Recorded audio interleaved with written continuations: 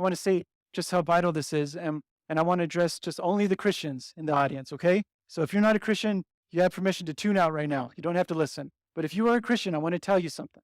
This is really important. If you're a Christian, I want to tell you something, okay? You are not being kind to another brother or sister of Christ when you do not confront them about the sin in their life.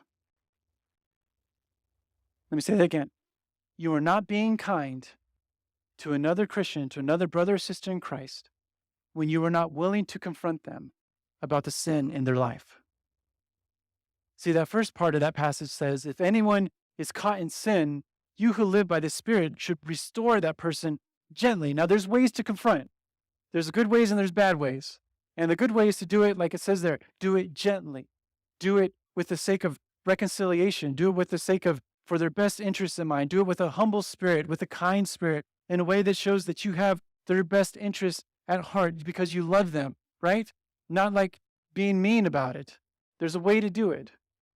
But you are not doing them any favors. You're not doing them any favors when you were just ignoring the sin in their lives. Because when you ignore the sin, what's happening is this, is one, is their relationship with God is being impaired.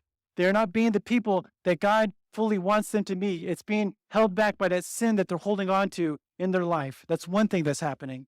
Two, that dysfunction and all that mess and all that junk is just going to repeat itself over and over and over again. And families and other people are going to be affected because of that. And number three, it makes God look bad. It tarnishes the reputation of Jesus Christ. I mean, let's think about it. Think about it. You might not know me very well, but let's imagine that you see me out somewhere in public and I'm doing something that is contrary to what the scriptures teach. And I'm doing something that I'm treating my wife bad in public, or I'm demeaning my kids, or I'm doing something that I know I shouldn't be doing, something that's against the scriptures. And then I come here and I preach about living a life of holiness and blamelessness and integrity. What are people going to think about Jesus when they see that? Or you see somebody that's in the choir and they're living a life that they shouldn't be living, and they're up here singing about living a life for God, and you know that there's something wrong in that? That tarnishes the reputation of Jesus. And so, Christian, you are not being kind when you don't confront other Christians about their sin. Confront us. I give you permission to confront me. If I'm not living a life to how God says we should live, you talk to me about it. Because God cares about his reputation.